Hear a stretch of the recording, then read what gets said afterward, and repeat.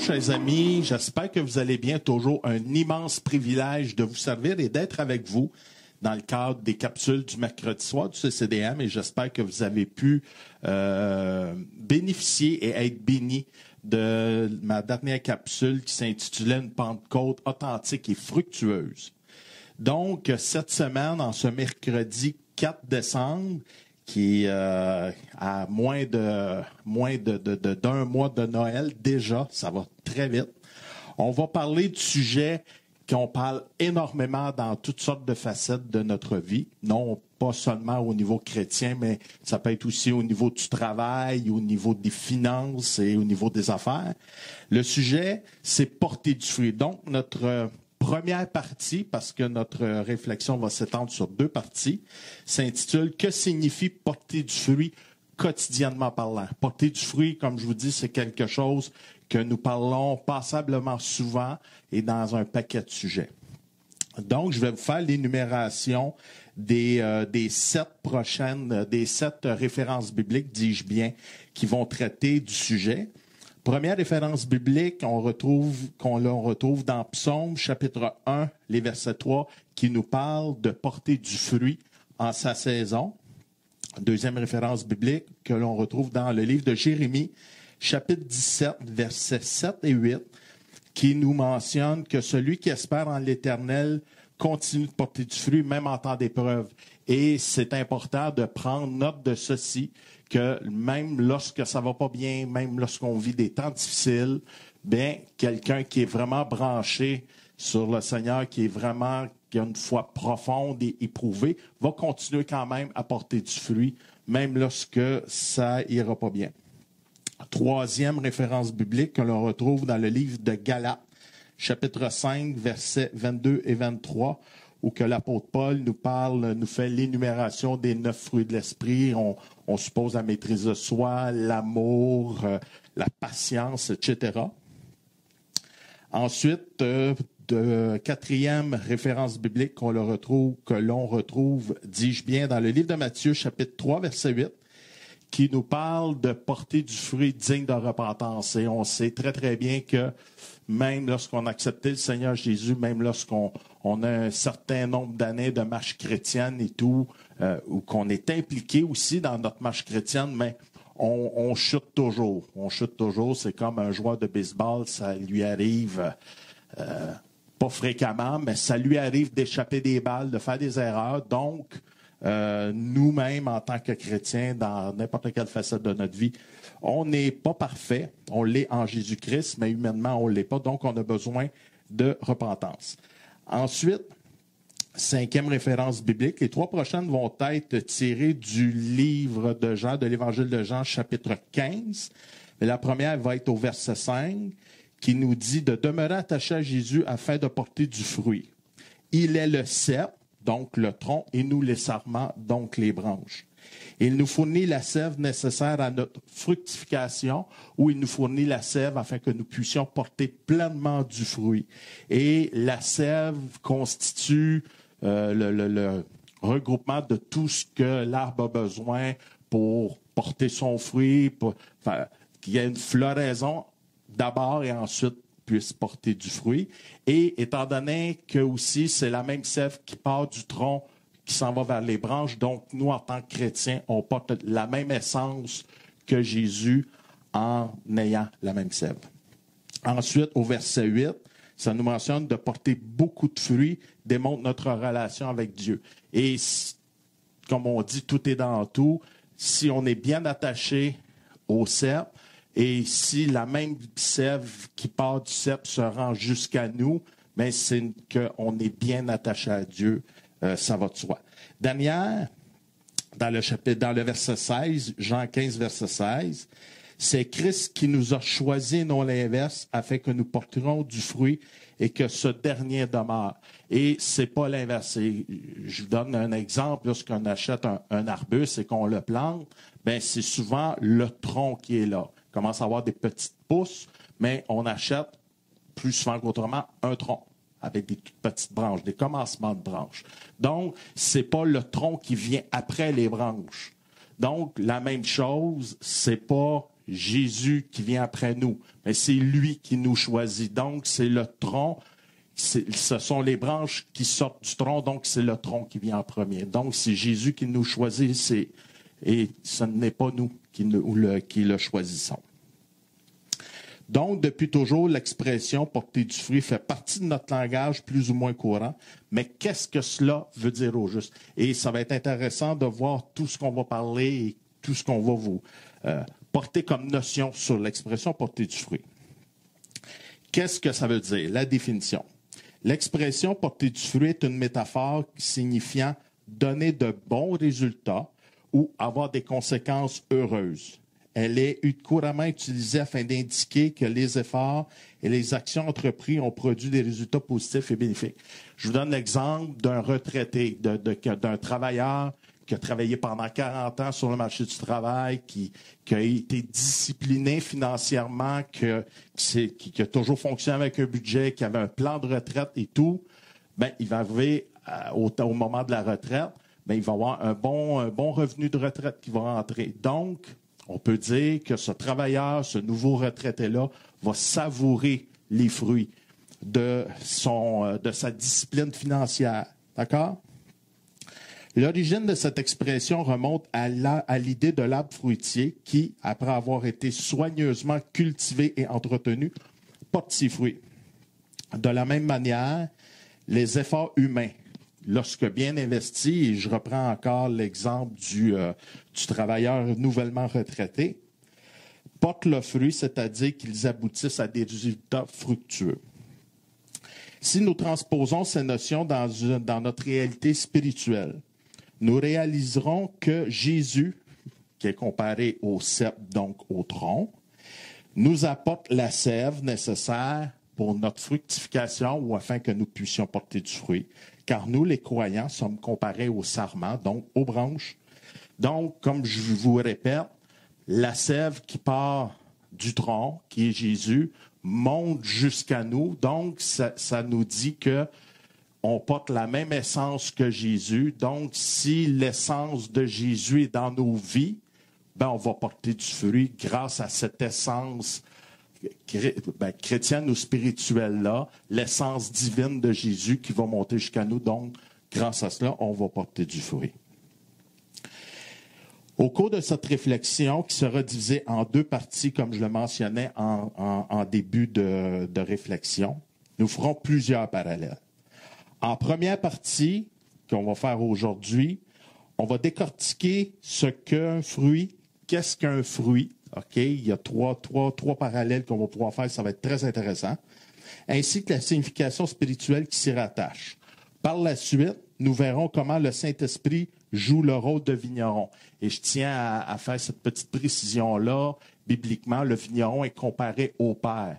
Mais le travail qui va être comparé à celui du vigneron ou de l'arboriculteur, on va l'attribuer au Saint-Esprit dans le but de notre exercice. Parce que c'est le Saint-Esprit qui fait un énorme travail aujourd'hui dans nos vies. Alors, dans chacune de nos vies. Alors, en deuxième partie qui va venir subséquemment un peu plus tard, nous survolerons 5 manifestations concrètes de la fructification des croyants qui devient manifeste, et aussi 7 facteurs qui vont venir entraver et même étouffer cette manifestation spirituelle de porter du fruit. Et en deuxième partie, qui va venir un petit peu plus tard, tout va prendre place, ça va prendre forme, ça va devenir beaucoup plus concret, parce qu'on va aborder des exemples concrets de ce qui favorise la fructification ou bien ce qui l'étouffe. Enfin, on va terminer par une petite conclusion en deuxième partie. Donc, qu'est-ce qu'un fruit? Le fruit est un organe végétal qui se développe à partir de l'ovaire d'une fleur, après la fécondation des ovules. À maturité, il contient les graines. Les fruits sont souvent comestibles et ont généralement une saveur sucrée.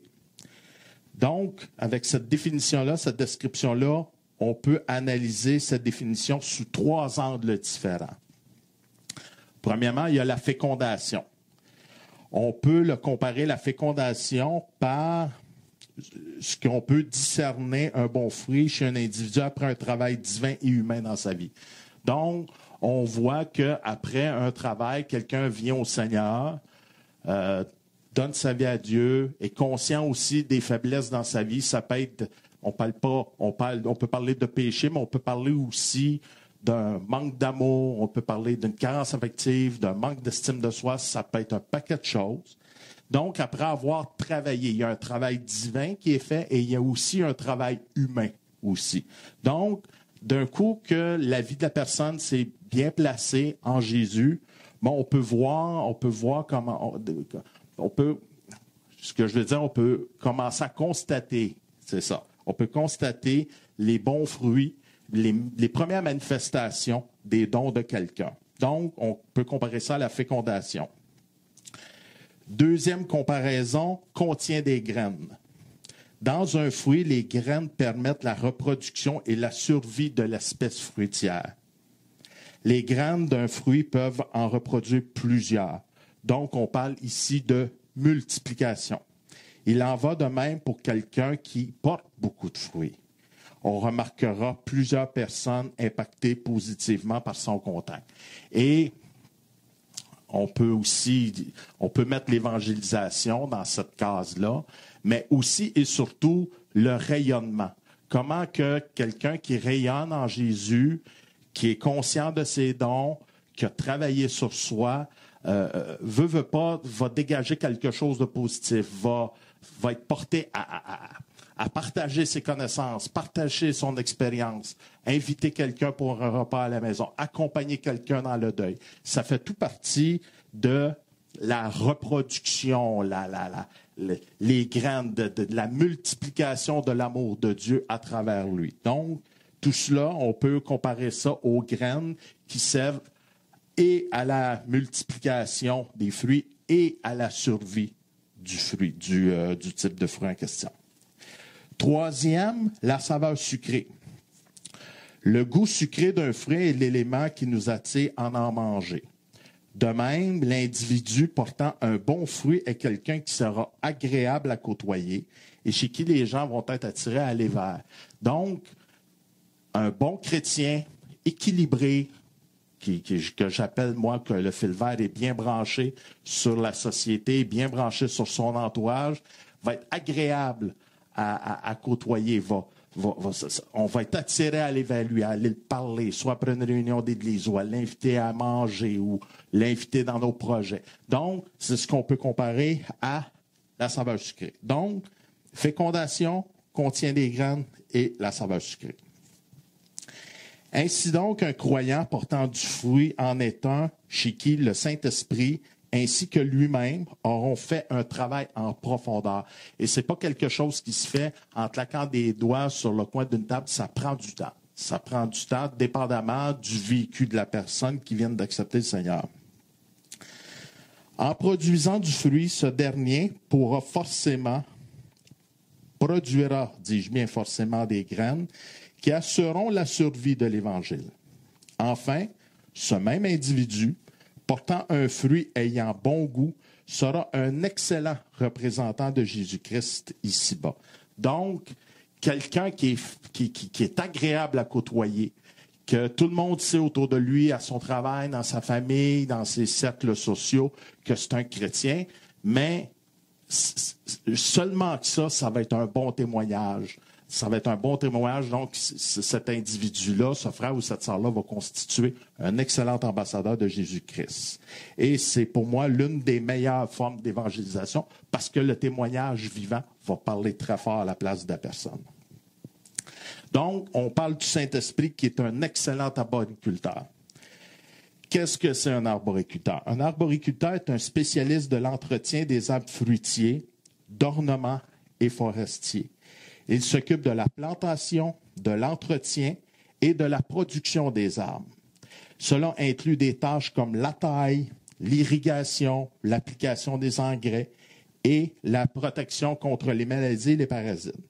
Ce spécialiste doit faire preuve d'expertise, de doigté, de patience, de dévouement afin que sa plantation puisse arriver bien croître, arriver à maturité et qu'ainsi porter un maximum de fruits. Donc, un arboriculteur, c'est premièrement quelqu'un qui aime les arbres, qui aime prendre soin des arbres et qui a aussi une vision. Il voit un petit arbuste tout petit, mais il y a une vision de ce que l'arbre peut produire, de ce que l'arbre peut devenir. Il y a une vision. Il projette l'arbre, son arbre, dans le futur. Il va dire, cet arbre-là, dans 10, 15 ans, va donner des belles pommes, va donner de la sève, c'est un bel érable, tout ça, etc. Donc, un arboriculteur, c'est quelqu'un qui est investi de son travail. Il en va de même pour le Saint-Esprit envers nous. Le Saint-Esprit aime travailler avec nous, il nous aime, il nous connaît, et il a aussi une vision d'avenir pour nous. D'accord? Il connaît nos dons, il nous connaît de fond en comble, et c'est le meilleur arboriculteur qu'on puisse avoir pour nous. Dès que son dernier prend bien place dans notre vie, non seulement est-il notre consolateur et notre guide, mais il nous corrige, nous façonne, nous abreuve, veille sur nous. Bref, il est cet expert de nos âmes faisant preuve d'amour, de patience et de dévouement, comme je vous disais. Ce qu'il désire ce qu'il désire plus que tout pour nous, c'est non seulement que nous devenions de meilleures personnes, mais aussi et surtout des gens épanouis en Christ et qui portent une multitude de bons fruits et que la volonté de Dieu puisse s'accomplir à travers cette vie. Donc, ce que le Saint-Esprit veut, là, c'est qu'on puisse aller rentrer pleinement et porter pleinement Dieu et rentrer pleinement dans notre appel. Quatre parallèles intéressants qu'on puisse faire. Ici, on va voir 4 points clés où la comparaison entre l'arboriculteur et le Saint-Esprit devient évidente et qui démontre à quel point l'Esprit Saint s'intéresse à nous. Le premier point, les soins et l'attention. Tout comme le vigneron surveille attentivement sa vigne et l'arboriculteur sa plantation, le Saint-Esprit veille sur nous, nous guide et participe activement à notre croissance spirituelle. Le Saint-Esprit est très, très impliqué dans notre croissance spirituelle. Il y en est même au centre. Deuxième parallèle, la patience. La croissance des vignes et la maturation des fruits demandent du temps, de la patience, tout comme notre développement spirituel sous la direction du Saint-Esprit. La transformation. Le vigneron transforme les raisins en vin, un processus qui nécessite expertise et soin. De même, le Saint-Esprit transforme nos vies, nous aide à devenir des gens selon le dessein de Dieu et plus ancrés aux valeurs chrétiennes. Donc, le Saint-Esprit va venir nous aider, nous accompagner dans notre transformation, dans notre travail sur nous-mêmes. Et finalement, 4e point, le fruit de l'Esprit.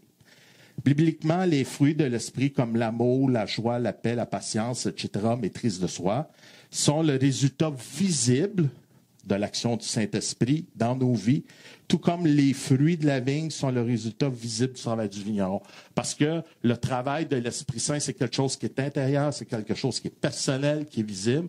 Mais lorsqu'on porte le fruit, c'est la preuve. Les fruits témoignent de tout le travail, tout le processus qui s'est fait à l'intérieur de nous.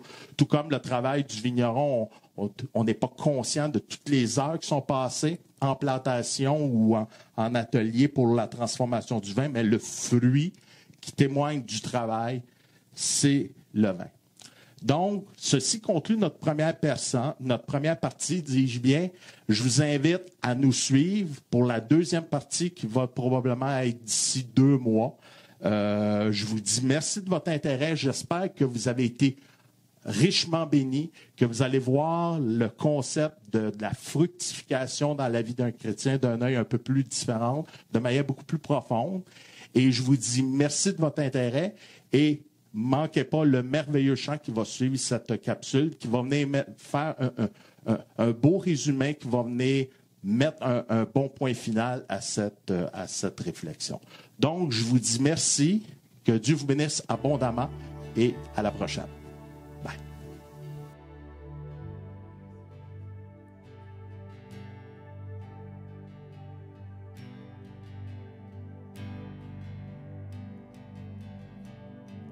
Tu es notre espoir, rien n'a plus de valeur, rien n'est aussi grand et rien n'est égal. ta présence. Alléluia. J'ai vu, j'ai goûté l'amour le plus doux. Ma honte n'est plus, mon cœur est libéré.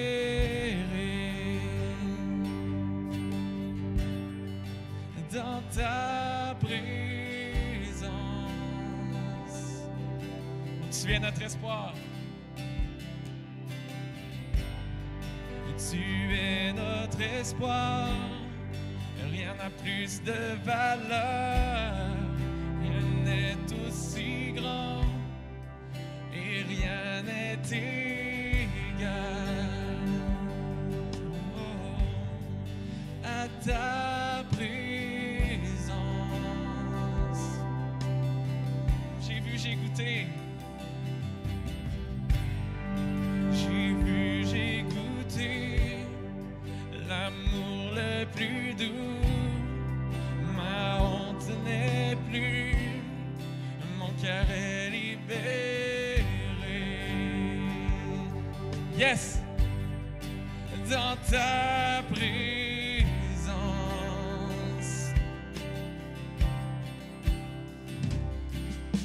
Saint-Esprit, tu es le bienvenu. Lui, inonde ce lieu et remplit l'atmosphère. Seigneur, nos cœurs soupirent après ta gloire. Et viens nous saisir par ta présence, ô Dieu. Par ta présence, tu es notre espoir. Tu es notre espoir. Rien n'a plus de valeur. Rien n'est aussi grand et rien n'est égal. Rien n'est égal à toi, Seigneur, dans ta présence.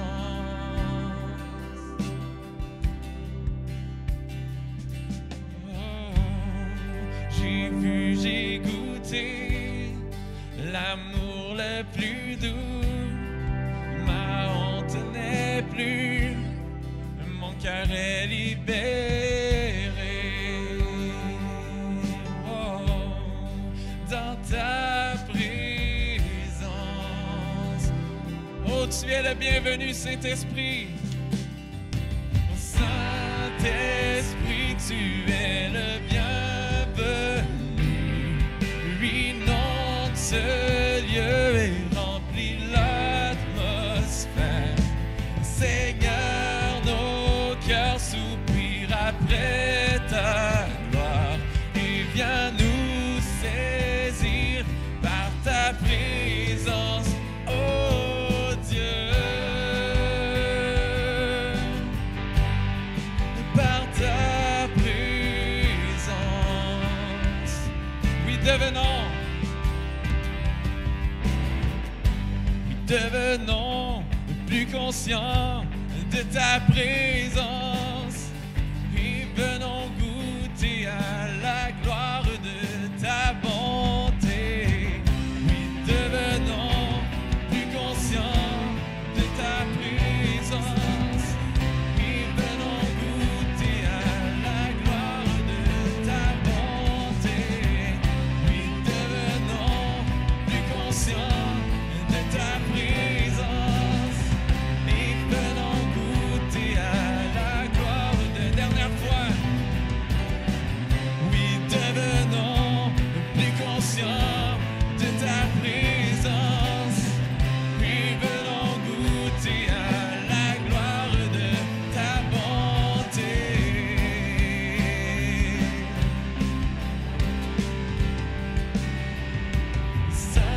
Saint-Esprit, tu es le bienvenu.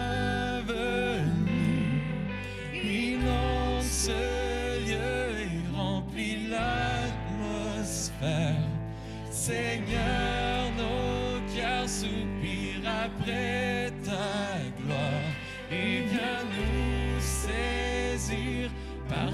présence, oh Dieu. Par ta présence,